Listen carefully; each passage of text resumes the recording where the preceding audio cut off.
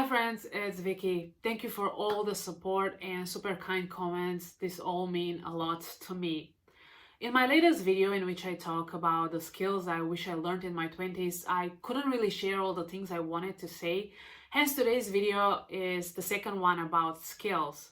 When I was 20, there was nobody to tell me that I was making mistakes. Or perhaps the people around me were not very good at explaining what the consequences of my mistakes may be.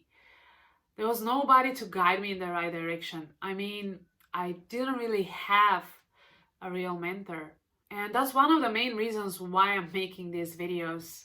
For all of you who don't have anyone or don't know who to turn to but want to save one or two headaches. So let's not waste more time and start with the first skill for today. No one likes criticism, but we all face it. No one likes to be told that they're wrong or that they could be doing something more effectively. It's easy to resent the person critiquing you or to completely ignore them. Unfortunately, in the heat of the moment, many of us react with defensiveness or anger, or even worse, attack the person giving us feedback. I've always envied the people who can graciously accept constructive criticism because it seems that I was not born with that trait.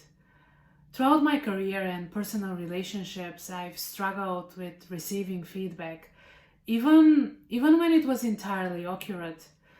I don't respond well to criticism. I tend to take it personal.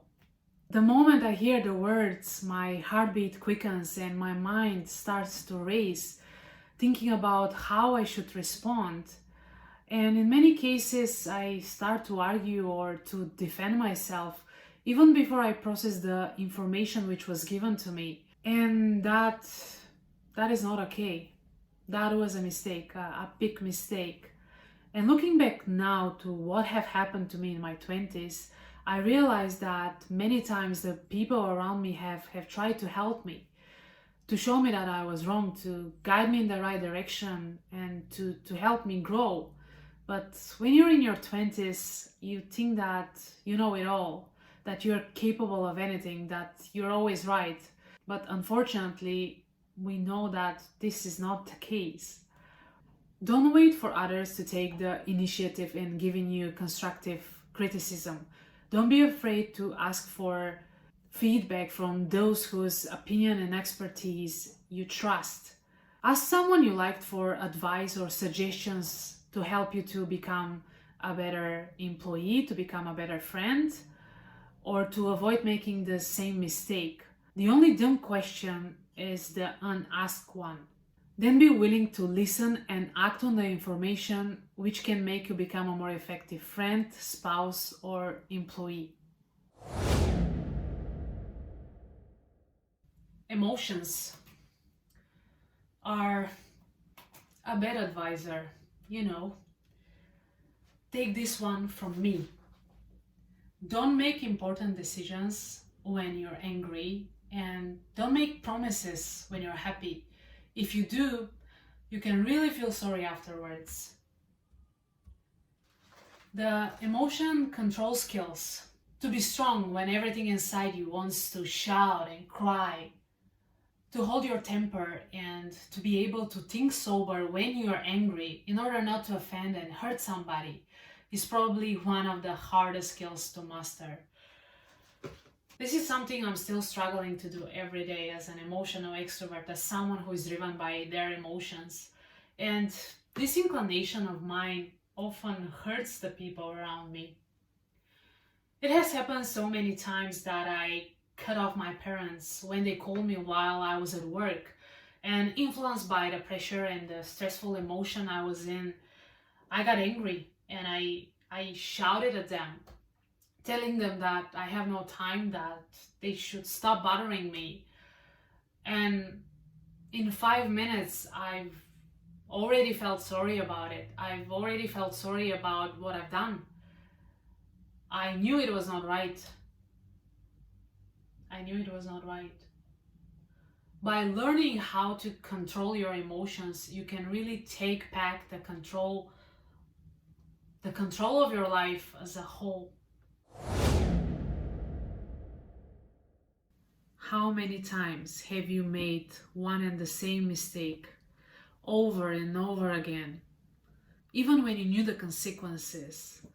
Like being late to meet a friend who hates delays, giving another chance to a friend who betrayed you multiple times, starting very similar jobs, even when you know it sucks.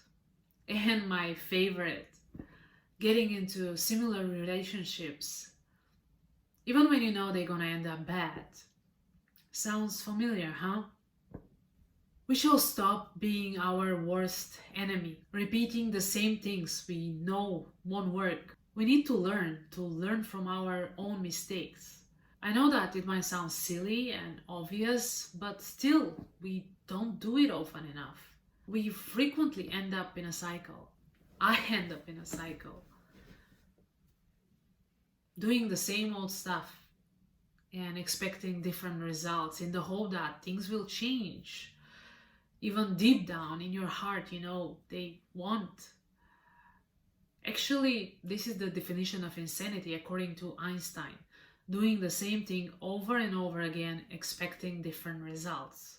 So, learning to change and adapt course is what makes us grow and develop as humans. Our experiences either break us or make us, and we better choose right. Our 20s are all about trying new things, experimenting, falling down, and getting back up again. But if we could save ourselves a few falls and painful lessons, that could help us proceed faster with the next step in our life and become better, improved version of ourselves. This is the hardest skill to acquire, at least for me. As an extrovert, I've often got a lot of things to say which I believe that others need to hear. The thing is that when we are doing the talking, we are typically not doing a whole lot of listening and not a lot of learning either. Everyone has unique experiences, skills, and talents we can learn from. By learning to speak less and listen more, you can really reframe your part of the conversation to be more about learning than about preaching. You learn more by listening. If you show others that you're interested in what they're saying, they'll interact more with you. Learning to speak less and listen more helps you to get to know others better, to avoid workplace conflict and not reveal anything you'll later regret for, or saying anything dumb. Many people tend to treat conversation like a competitive sport in which the person who says the most makes the cleverest points or persuades of an opinion, or whoever is the loudest or speak the longest in the room is the winner. Many of us tend to fall into this trap sometimes. We find ourselves interrupting, speechifying, insisting, or coming up with witticism all to support our point of view or to display our superior knowledge. If you stop and think about it though, this is the opposite of the approach we should take. In most cases, the people who speak the least benefits the most, and the people who speak the most benefit the least. We can all learn from other people's stories. We just need to listen.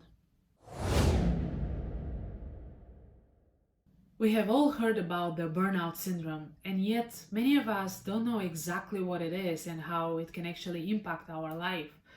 I was one of those people who knew burnout as a term, but didn't truly believe that it exists until I got to experience it firsthand. I failed to set healthy boundaries between my work and my personal life. There were moments in which my work turned into my life as it was the most important thing in the world, my number one priority. My mental state got unstable and I got to cry way too often without knowing why. Initially, I thought that I had a depression. I was getting frustrated at the smallest things and I was irritated all the time. It got to a point where my friends and my family couldn't recognize me. I couldn't recognize myself.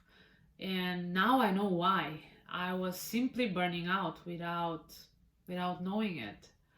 We live in a world which rewards the top achievers, the best players, despite that being at work, at school, or in any other area. And we often fall into the trap of following the mantra of the harder you work, the better you get, the more successful you become. But be mindful of your work and know when enough is enough. Knowing when your goals are turning toxic before you start obsessing over them. Learning how to unwind and disconnect are all ways to keep us sane. Learning to say no to others and canceling unnecessary activities is all part of protecting yourself and your health. Prioritize yourself first and know it is not selfish. It is mandatory for your peace and happiness. Thank you for watching and spending some time with me. I really wished I learned these skills in my 20s. I hope that my video brought you some sort of value and gave you some food for thought.